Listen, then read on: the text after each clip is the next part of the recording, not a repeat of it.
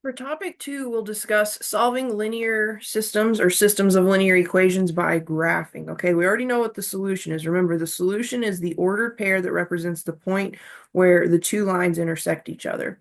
So what we have here is that one option for solving a system of linear equations in two variables is to graph the two equations and locate the ordered pair that represents the point of intersection for those two lines. Okay. Now, this method is amazing in the sense that it gives you a very visual understanding of what is happening, and you can physically see these two lines, you can physically see this point of intersection. However, I do want you to exercise caution. This method is definitely better done with some kind of graphing utility where you have technology at your disposal. So I would encourage you to use a graphing calculator or Desmos to double check your answer. When graphing by hand, sometimes we get a little wobbly. We just have to be extra careful.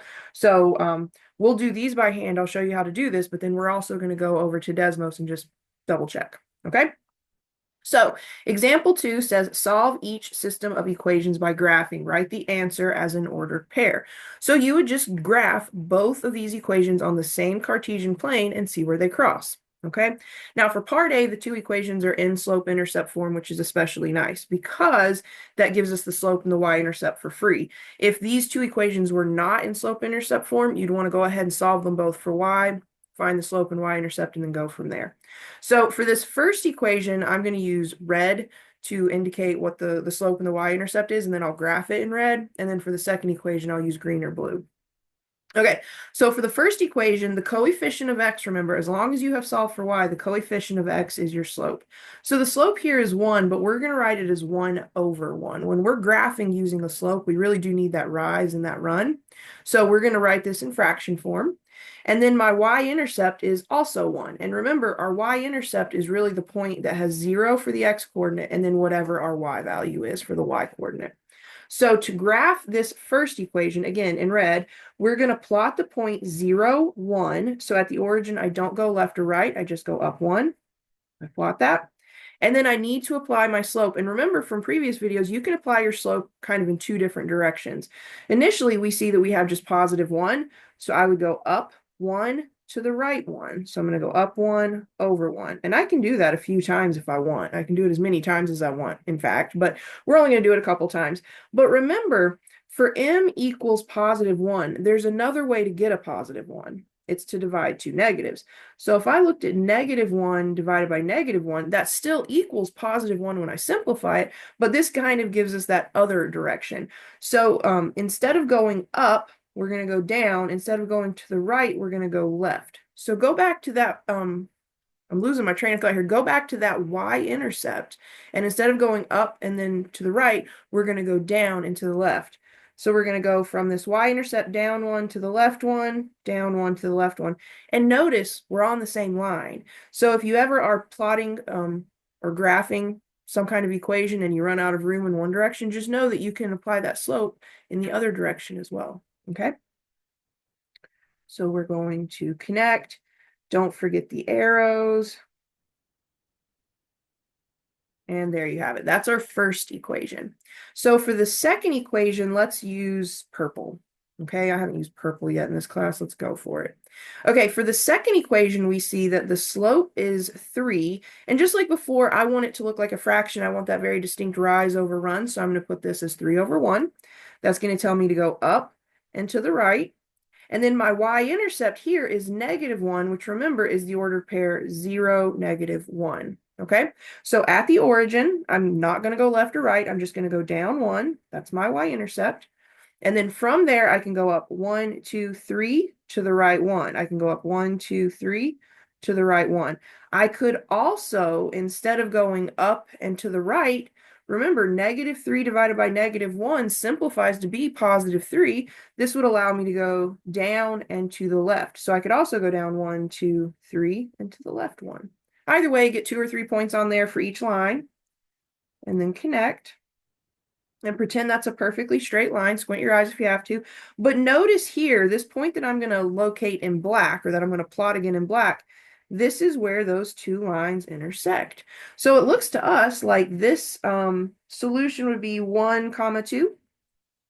All right, so these two equations are going to intersect each other at the ordered pair 1, comma 2, which means the solution, the ordered pair that satisfies these two equations is that same point, 1, comma 2. Okay, now let's go to Desmos and look at this for just a second.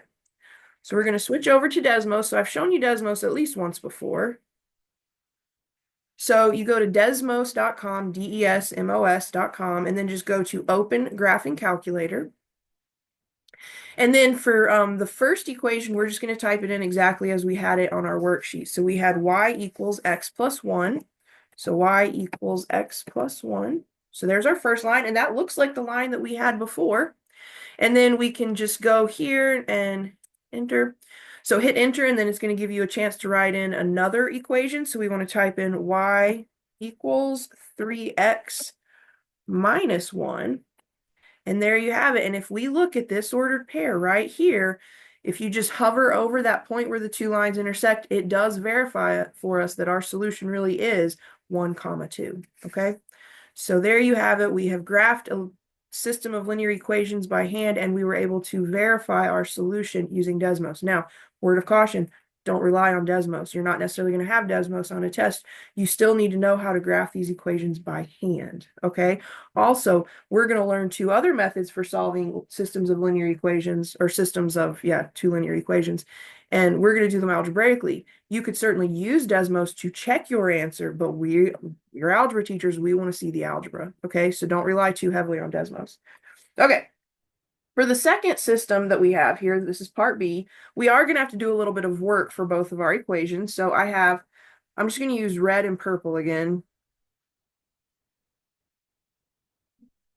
So my first equation is x plus y equals 4. I need to go ahead and solve that for y. That's the easiest way, in my opinion, to graph. So I'm going to subtract x from each side of the equation.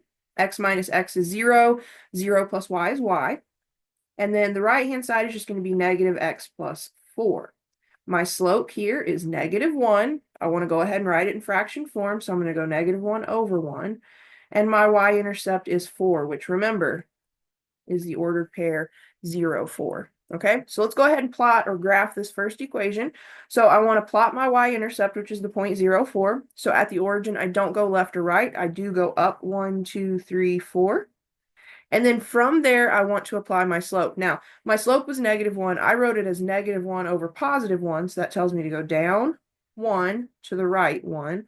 So I'm going to go down 1 to the right 1, down 1 to the right 1. I could do the exact opposite of that. Instead of going down 1, I could go up 1. Instead of going to the right, I could go to the left. So from my y-intercept, I could go up and to the left, up and to the left. I'm still on that same line, okay? So plot at least 2 points for this line. A few more is even better, but at least 2. And then connect with a line, and please don't forget your arrows. Okay, second equation, let's do purple again. So for the second equation, we had y minus x equals 4, okay? So what I want to do here is I want to get that y alone, so I have to add the x to both sides. So I'm going to add x. So I get y equals x plus 4. So in this case, my slope is 1. I'm just going to write it again as a fraction, so positive 1 over positive 1. And my y-intercept is 4, which is the point 0, 4. Now, when we go to graph this, notice my y-intercepts are the same, which should mean something to you in just a moment. So at the origin, I don't go left or right, but I do go up 4. And then from there, I want to go up 1 to the right 1, up 1 to the right 1. Instead of going up and to the right, I could go down and to the left.